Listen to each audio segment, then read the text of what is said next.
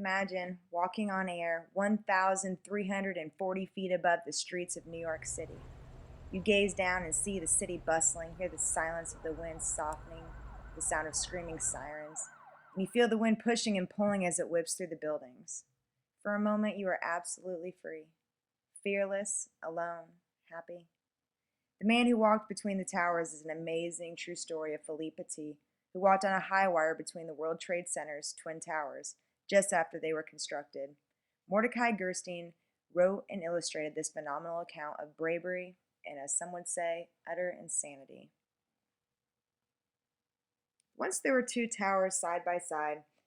They were each a quarter of a mile high, 1,340 feet, the tallest buildings in New York City. A young man saw them rise into the sky. He was a street performer. He rode a unicycle. He juggled balls and fiery torches. But most of all, he loved to walk and dance on a rope he tied between two trees. He looked not at the towers, but at the space between them, and thought, what a wonderful place to stretch a rope, a wire on which to walk. Once the idea came to him, he knew he had to do it. If he saw three balls, he had to juggle. If he saw two towers, he had to walk, and that's just how he was.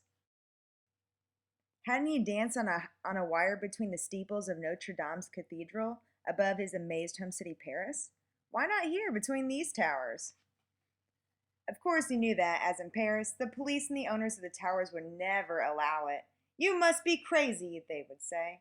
You'd fall for sure. And so Philippe, that was the young man's name, began to plan to do it secretly. The buildings are not quite finished, he thought. Maybe if I dress as a construction worker. Early on an August evening, he and a friend entered the South Tower. They got 440-pound reel of cable and other equipment into the elevator, took it to the unfinished top 10 floors, and waited till nightfall when everyone had gone. Then they carried everything up 180 stairs to the roof. At midnight, on the other tower's roof, two more friends tied a thin, strong line to an arrow and shot it across to Philippe, 140 feet away. It missed, and it landed on a ledge 15 feet below the roof. Bad luck, thought Philippe. He crawled down to the ledge over the sparkling city and got the arrow. To its line he tied a stronger line, which his friends pulled back to their tower. To the end of the stronger line, Philippe tied the cable on which he would walk. It was 5/8 of an inch thick. His friends pulled the cable to their tower, but it was so heavy that it slipped from Philippe's grip. The cable's middle plummeted toward the street, pulling the friends on the other tower to the very edge. Philippe, just in time, secured his end. It took 3 hours to pull the cable back up. Frantically, as the stars faded, they tightened it between the towers. It was just past dawn before they were ready. Philippe put on his black shirt and tights. He picked up his 28-foot balancing pole. All his life he had worked to be here, to do this. As the rising sun lit up the towers, out he stepped onto the wire. Out to the very middle he walked, as if he were walking on air itself. Many winds whirled up from between the towers, and he swayed with them. He could feel the towers breathing. He was not afraid. He felt alone and happy and absolutely free.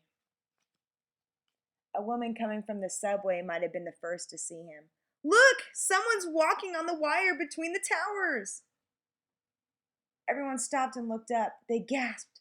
They stared. It was astonishing. It was terrifying and beautiful. A quarter of a mile up in the sky, someone was dancing.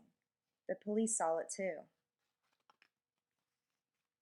Officers rushed to the roof of the towers. You're under arrest, they shouted through bullhorns. Philippe turned and walked the other way. Who would come and get him? For almost an hour, back and forth, he walked, danced, ran, and knelt in a salute upon the wire.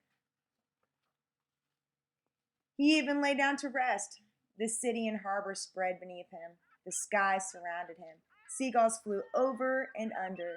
As long as he stayed on the wire, he was free. When he felt completely satisfied, he walked back to the roof and held out his wrist for the handcuffs. They brought him to court. The judge sentenced him to perform in the park for the children of the city. This he did happily, though during his performance, some boys playing on his wire jerked it and Philippe fell, but caught himself. Now the towers are gone. But in memory, as if imprinted on the sky, the towers are still there. And part of that memory is the joyful morning, August 7th, 1974, when Philippe Petit walked between them in the air.